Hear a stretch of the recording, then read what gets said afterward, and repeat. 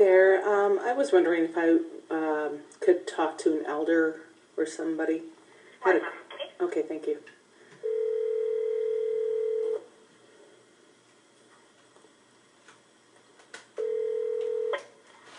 Good afternoon, Jehovah's Witnesses. Hi, I was wondering if I could talk to an elder.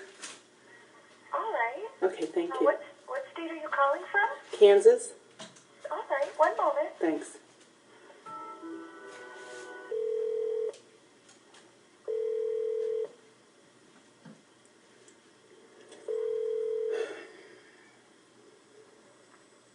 Good afternoon, may I help you?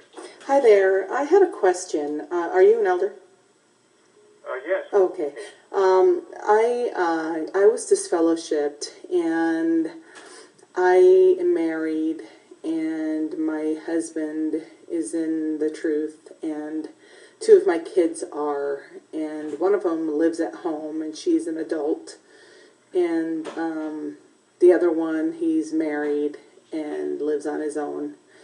And I just had a question. It's really bugging me because I'm just a little confused as how I'm to be viewed by my kid that's not living at home to the one that lives at home, that she can talk to me, and the one that doesn't live at home won't have anything to do with me.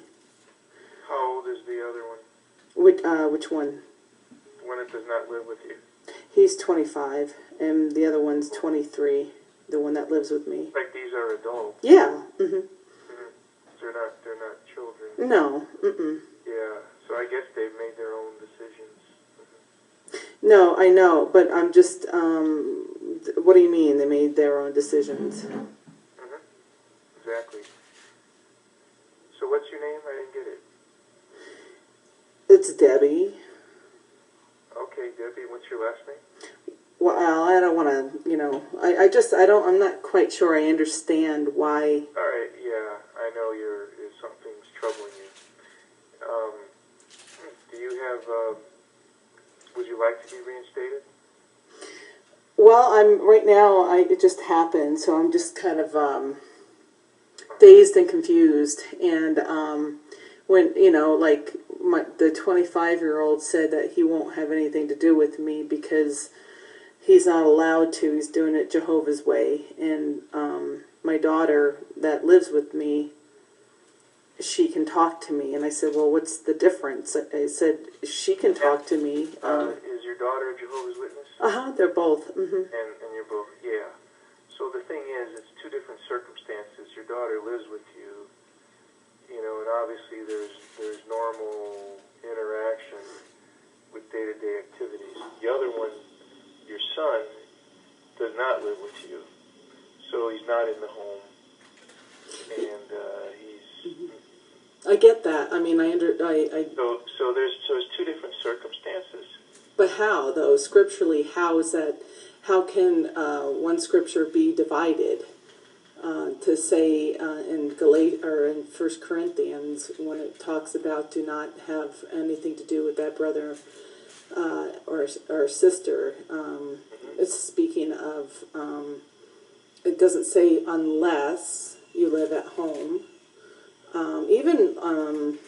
I heard a talk from. What I would say, Debbie, the best thing to do is you still have access to Watchtower Library online, and just go ahead and type out this fellowship relatives.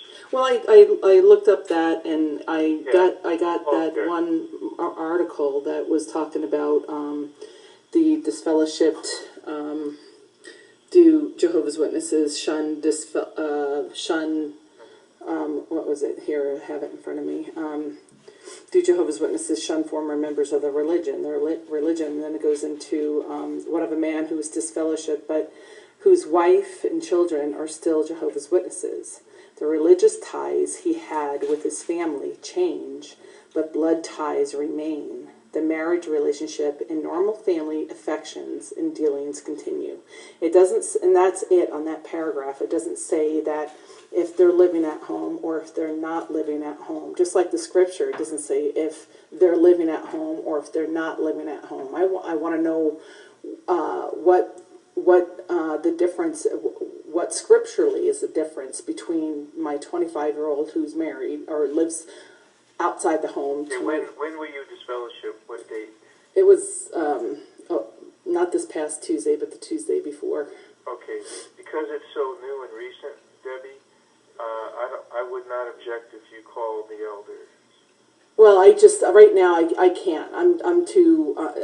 I have my. Well, the thing is, I've given you the answer already, but there's. Well, what's the? I didn't get the answer. Yeah, is one lives with you in the home and the other doesn't. Right, but what's the answer to that? I mean, scripturally. I'm just curious. Scripturally, what can I use to like keep my mind together from? I'm really losing my mind over this. This is like, Sure. this is occupied my mind for the whole, night and day, work, going to work. It's been heck going to work and trying to concentrate because I'm not getting why one can talk to me and the other can't scripturally. I need a scriptural basis on this, and to keep my head together, I need a scriptural basis on this. Sure. Well, go ahead and call the elders that dealt with you. It's so new. I don't think they'll mind coming over. It's not them not minding, it's me minding. I can't deal with my elders right now because of the whole situation on my part. It was not fair. It was not a fair way of handling my case. And so that therefore I can't talk to them. I mean, this has gotten to the point to where these are my kids, and I do anything for my kids. If I was standing in front of a guy that's going to shoot my husband or my kid, I'm going to stand in front of my kid to protect my kid. My kid I can always get another husband. I can't get another kid. The thing is, they're not kids though. Well, they're my kids. They're my kids. I gave birth to them. And they dedicated themselves to Jehovah. So is it fair to say that your daughter that lives with you, she doesn't discuss? No, we don't. We don't discuss any kind of spiritual things at all. So why can't that same thing be applicable to my son? Because she lives under your roof. But it doesn't matter. So the second that she moves out of the house means that she can't communicate with me? It changes the circumstances. But scripture, all I'm asking you, brother, is To help you? what is the scripture that I can use to put my mind at ease and understanding that this makes sense? Yeah, so the scriptures have to do with, we don't say a greeting to anyone who's disfellowshipped, that's in 1 John, or we don't eat with them. So your son's conscience has moved him to make that type of decision. So, but because my daughter but it doesn't say that in the scripture, whether they live at home or not. That's my point, is why is it okay for me to, it doesn't, it's, in 1 Corinthians, it's just talking about how, to not eat with them or even say a greeting or whatever if they're because of the belief system, because of their spiritual ties. It's not necessary for your son to communicate with you because he's not under your roof.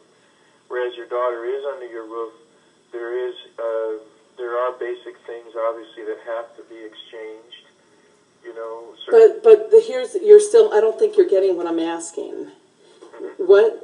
What's even though she's under my roof, what is the difference? What scriptures? I'm talking not because of the situation. I'm talking about what scripture.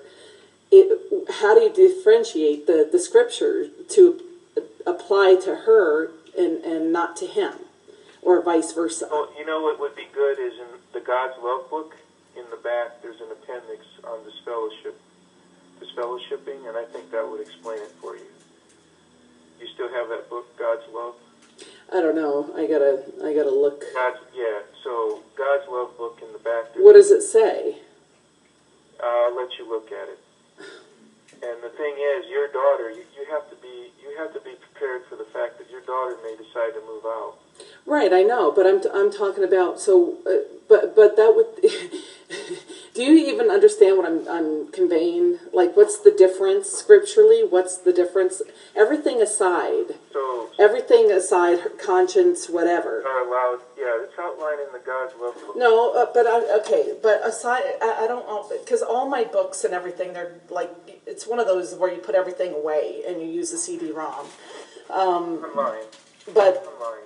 it's online. But the thing is, what scripture though? What scripture can I use right now to help me alleviate the confusion and the pain that I'm going through? Sure. Well, all the scriptures are outlined in that appendix, but you have to apply them to your son. And Why not my daughter? Well, apply it to because that's the one that's troubling you, and then see how it fits. But it'll trouble me when she moves out. If she moves out, like now, okay, so today she can talk to me. Okay, we have our daily dinner, whatever. But then tomorrow, if she moves out, she can't talk to me because it could be a disfellowshipping offense on her part.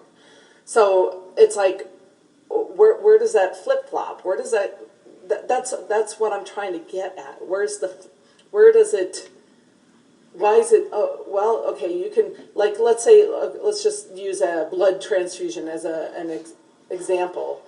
You get a blood transfusion and, but you can get a percentage of what the heck am I saying, certain percentages of blood you can take, but the rest you can't. So then where's that script in the scriptures to say, okay, you can do this, but you can't do that? All I'm trying to figure out is where in the scripture does it say unless they live at home, or you can get a blood transfusion up to this point. I mean, you can get platelets, parts of blood up to this point where it's not whole blood. That's it's where can I find a definite answer in the Bible? That's all I need. I don't think you understand like how detrimental this is to my being. I mean, I my kids, I've done everything for my kids. I've done everything for them. Not, of course they live on their, they make their choices and everything like that. But I was a great mom, and I would die for my kids. And to this day, if my kid got sick and had cancer, I would want to be the one to have to go through that. Because of being a mom and being the one that delivered my kid.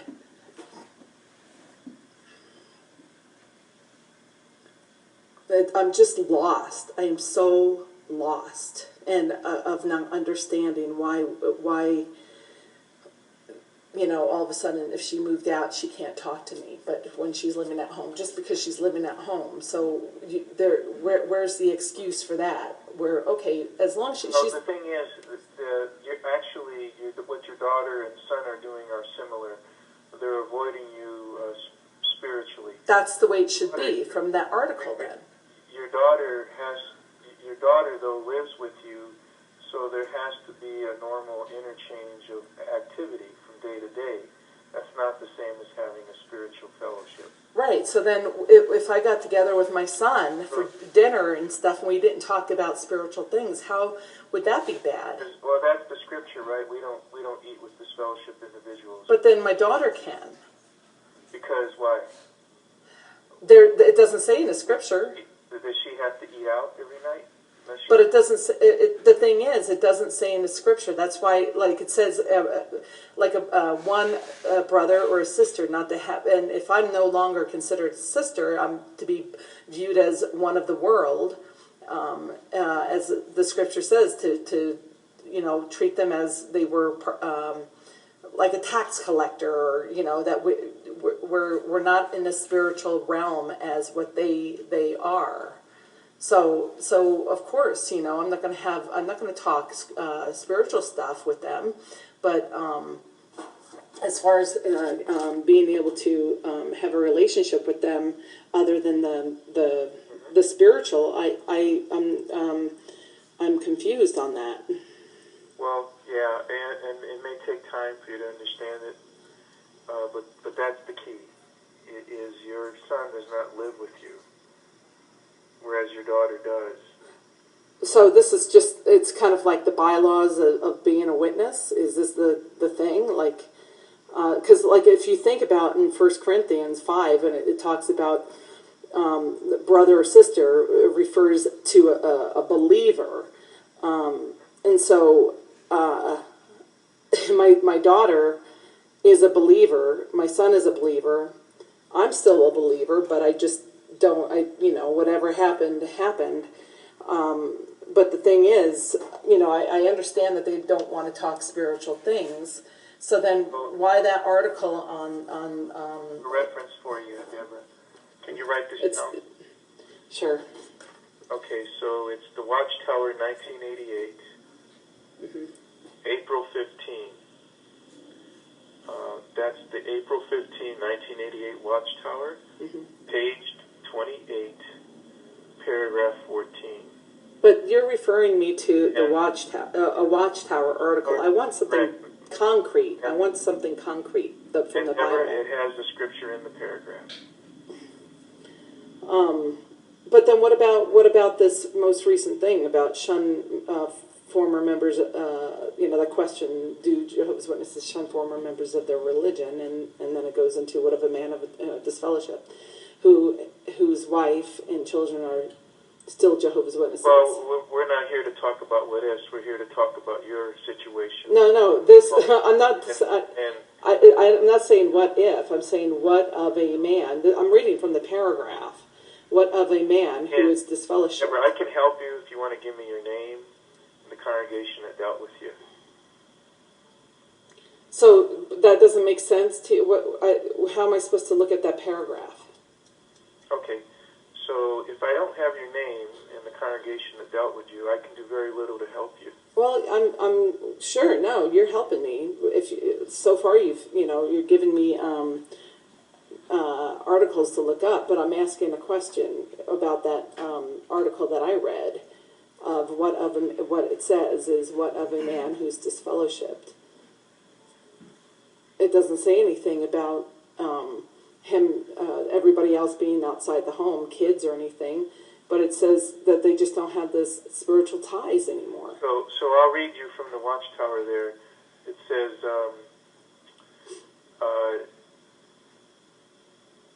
let's see.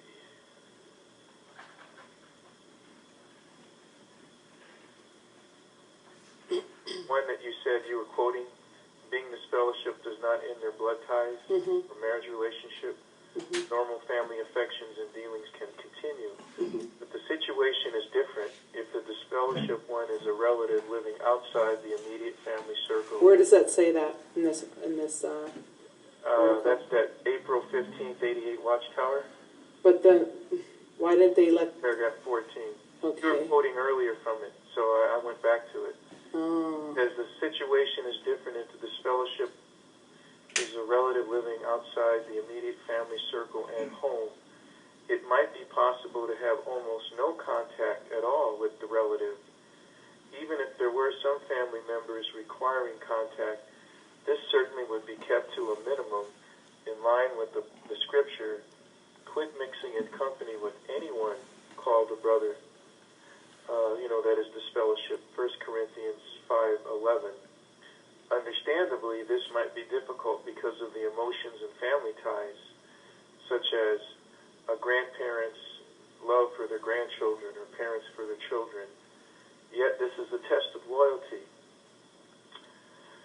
So that's where we have the position we've taken, that the governing body's taken in that April 15th, 1988 Watchtower. But why did they write that in this article?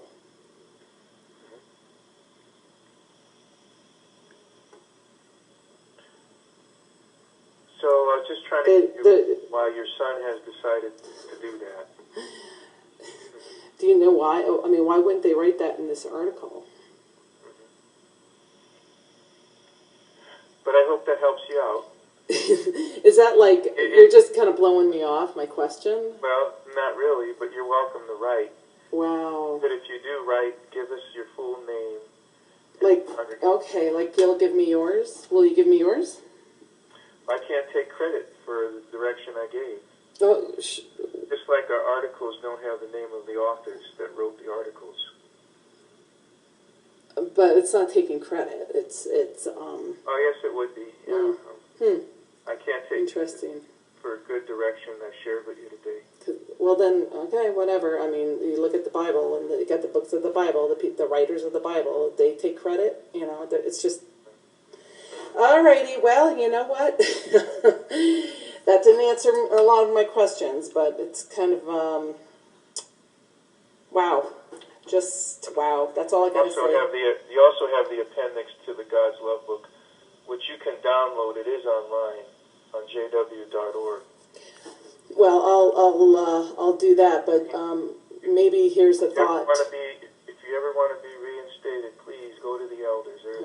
They'll help you out. Just one quick thought. Think about why they didn't put stuff in the article in the front page there.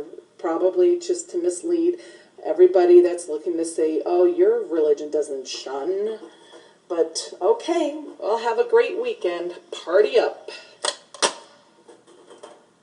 Assholes.